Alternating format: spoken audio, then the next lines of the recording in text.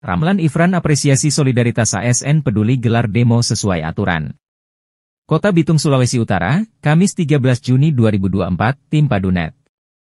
Hari ini Kamis 13 Juni 2024, ratusan aparatur sipil negara yang tergabung dalam solidaritas ASN peduli turun ke jalan depan kantor Wali Kota Bitung, tepatnya di ruas Jalan Syamratulangi nomor 45 Kelurahan Bitung Tengah Kecamatan Maesa Kota Bitung, lakukan aksi demo damai dengan menyampaikan beberapa tuntutan.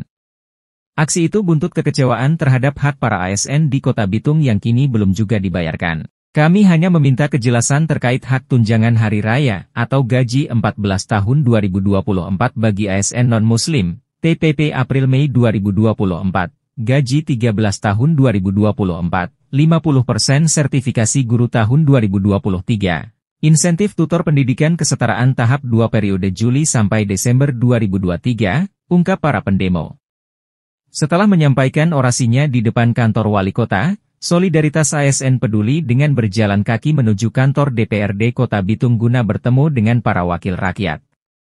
Tiba di kantor DPRD, solidaritas ASN peduli diterima Wakil Ketua DPRD Kota Bitung, Keegan Kojo, Nabsar Badoa, Ketua Komisi 2, Erwin Wurangyan, Ketua Komisi 3, Ramlan Ifran dan anggota Pansus, Alexander Wenas. Setelah mendengar keluhan sejumlah ASN, pimpinan dan anggota DPRD Kota Bitung langsung memberikan tanggapan dengan langsung menjadwalkan rapat dengar pendapat umum dengan Kabanbat. Secepatnya kita jadwalkan RDPU dengan Kabanbat. Ini bagian dari tugas dari DPRD untuk meminta keterangan dari pemerintah, ujar Keegan di hadapan para ASN. Sementara Ketua Komisi 3 DPRD Kota Bitung, Ramlan Ifran menyesalkan perilaku Kabanbat, Franky Sondah. Pasalnya pertanyaan itu sudah ia sampaikan pada tanggal 6 Mei 2024 lalu. Namun tidak ada jawaban dari Franky Sondah. Kalau saya pribadi sebagai Ketua Dewan sangat apresiasi kepada teman-teman ASN yang melaksanakan demo hari ini. Kenapa saya apresiasi? Pertama, mereka menyalurkan aspirasi mereka secara benar, ya, secara aturan. Dan tadi mereka sebelum ke Dewan ke pemerintah Kota Bitung, karena sumbernya adalah di pemerintah Kota Bitung. Dan tadi juga waktu menyampaikan aspirasi mereka tidak berpanjang lebar, mereka pada poinnya saja. Mereka menuntut hak mereka yang harusnya dibayarkan oleh pemerintah Kota Bitung. Tidak mengada-ngada, tidak kesana kesini, tapi fokus. Itu yang saya apresiasi. Dan saya akan membalas apresiasi mereka dengan bagaimana saya mendorong teman-teman Dewan untuk rapat bersama RDPU dengan pemerintah Kota Bitung mencari solusi. Ini agak ribet, Pak, karena menyangkut keuangan, ya, agak susah dengan keadaan ini. Tapi kami harus mencari solusi bersama-sama pemerintah Kota Bitung. Karena masalah ini kami sudah menyampaikan jauh-jauh hari. Saya pribadi sebagai anggota Banggar sudah menyampaikan hal ini akan terjadi pada bulan Desember tanggal 28 2024. Saya sudah sampaikan. Waktu itu yang pimpin rapat adalah Pak Sekot. Saya sudah sampaikan ini akan terjadi, dan betul terjadi hari ini. Itu sih. Apa saja ini jadi tuntutan mereka? Ya, tuntutan mereka adalah hak-hak mereka yang sudah lewat, yang harusnya dibayarkan, yang belum dibayarkan, harus segera dibayarkan. Karena pertama hasil mereka sedikit, ya kan? Mereka harus bekerja. Tadi disampaikan yang di Lembe, itu ongkos itu bukan gampang ke Lembe. Harus naik ojek, naik perahu, naik ojek lagi. Nah, kalau mereka tidak punya anggaran, mereka mau ngutang di mana? Itu saya sampaikan tadi di rapat. Ada seorang guru menyampaikan kepada saya, hampir menangis saya, Pak. Anaknya bilang, Mak, sudah usah pergi di sekolah. Mama sudah ada doi.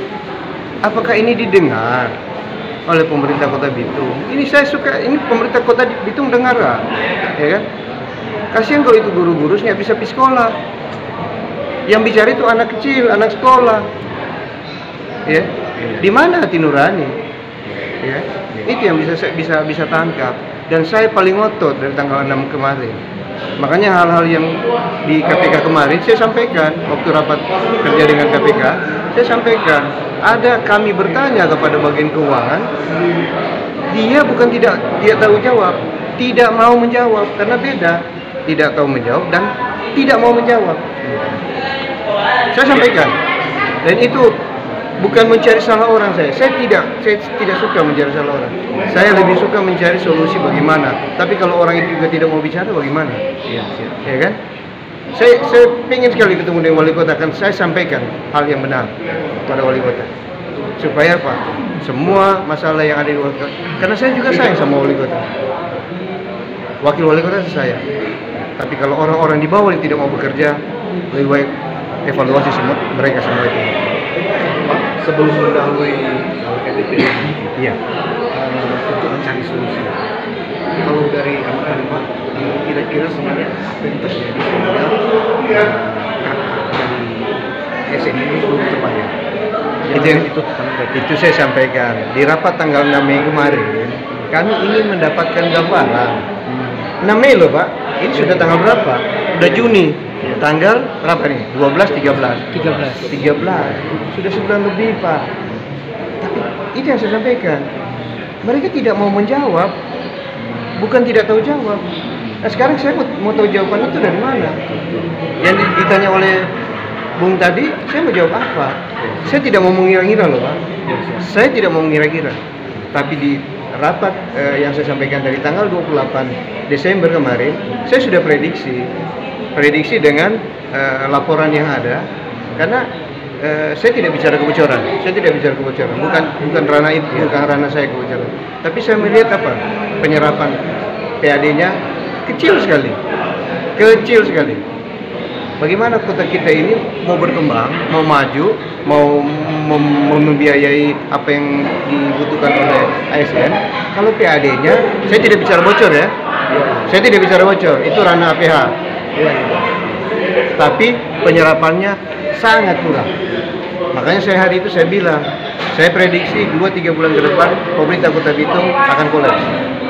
Itu bahasa saya dan bisa dicek di notulen rapat tanggal 28 Desember 2023. Saya sudah Artinya terjadi ketidakseimbangan antara pendapatan dan pengeluaran. Jadi pendapatannya kurang, pengeluarannya kan pemerintah Kota Bitung kan sudah tertata. Ini kalau biaya ini keluar.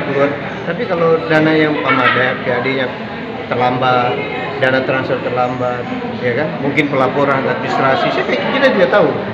Nah itu yang kami butuh jawaban hari itu. Pak, tapi kembali, tidak mau dijawab. Pak, kembali di jawaban yang tadi Pak, ada berapa poin yang dituntut oleh Tadi poinnya rata-rata adalah bagaimana hak-hak mereka untuk dibayarkan. Itu poin utama.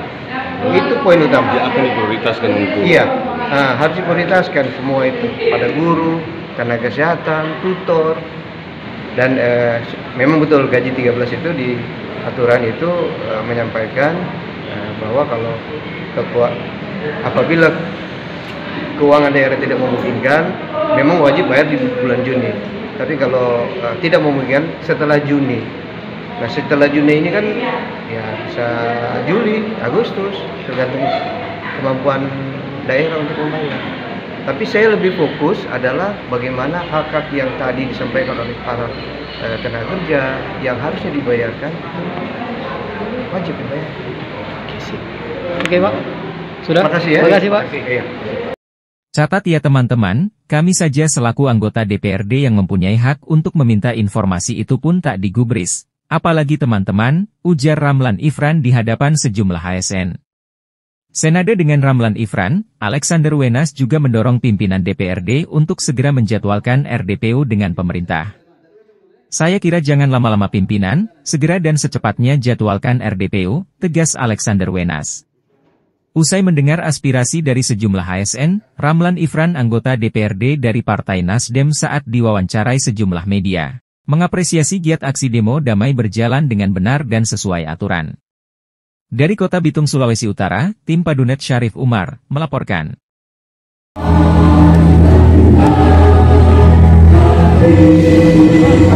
Salam